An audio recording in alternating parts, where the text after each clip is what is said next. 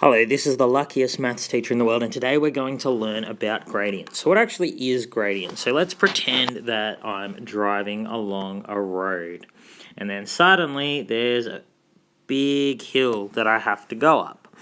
Now, to get up this hill, you need a car with a rotary engine and lots of horsepower. Thanks, Max, for telling me what that means.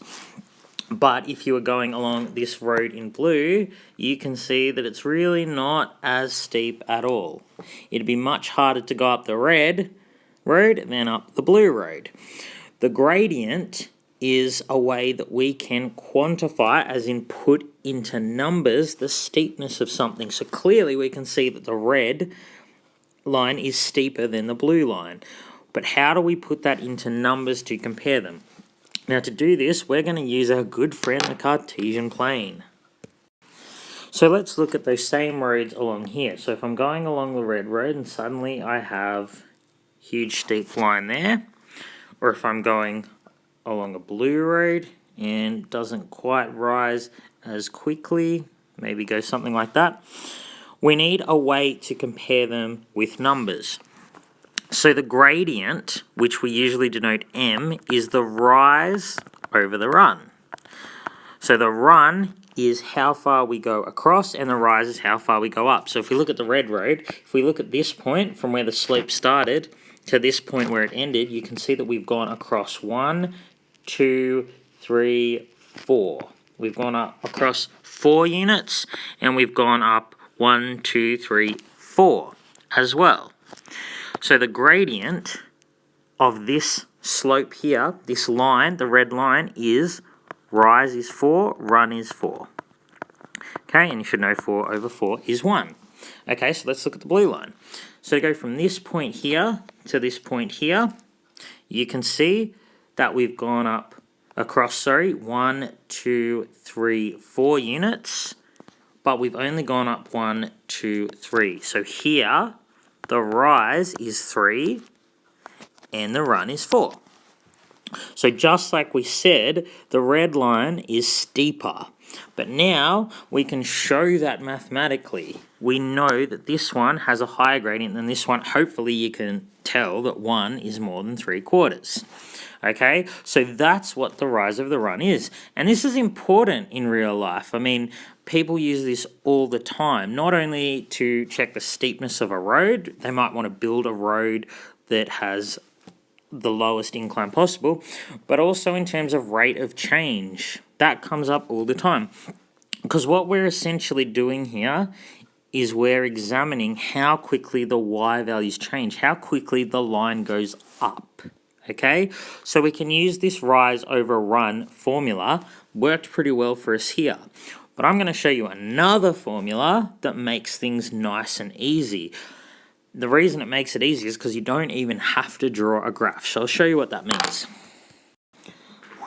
So just like when we were finding the length of a line segment, we can use 2 points along the line to come up with our formula.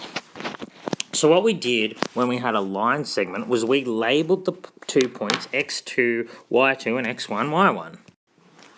So if we look at the graph that I've just put up here, we can use these 2 points here. So this point and this point, okay? So for the first point, hopefully you all know how to write coordinates.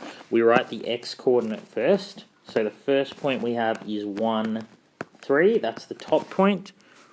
And then the second point we have is 0, 1. So they're 2 points.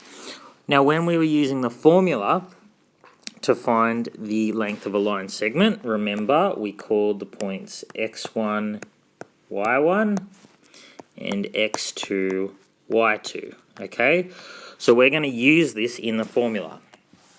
So the formula that we're using, m for gradient, m equals the change in y value. So y2 minus y1 over x2 minus x1. So I suggest you pause the video and write down this formula.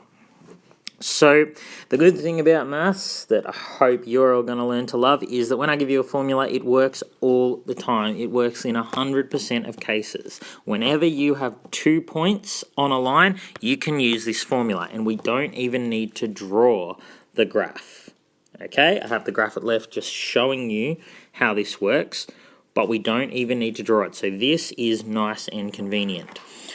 So it didn't matter which 2 points along this line I choose. I will get the same answer. So let's actually go ahead and do the calculation. So the 2 points I chose were 1, 3, and 0, 1. So that means that the gradient of this line is y2 minus y1 over x2 minus x1.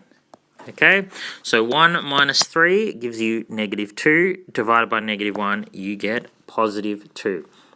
Now the important thing here is that if a line leans to the right, the gradient is positive. If it leans to the left, the gradient is negative. If it's horizontal, the gradient equals 0. Okay? So in our graph over here, we can see that it's leaning to the right. And that is why we got a positive gradient for the answer. Okay? So it was +2. Now, let's look at our first formula. We could have done it the same way. So we could have said the rise and the run. So we've gone across 1, so the run is 1, and the rise is 2. And so we could have said the gradient is simply rise over run, and we got the same answer. Okay? So it doesn't matter which formula you use, but as I said, and I want you to understand this formula that we just used here, that can be used without having a diagram. So it might save you time. Okay?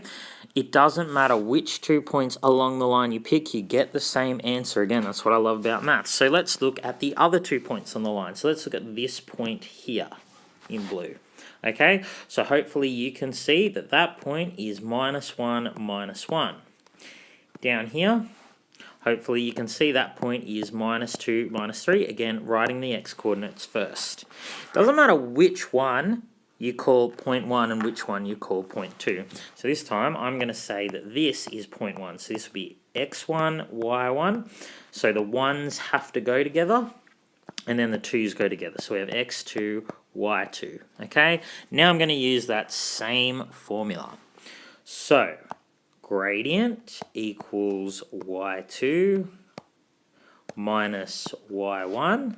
So I'm just going to put some brackets there, over x2 minus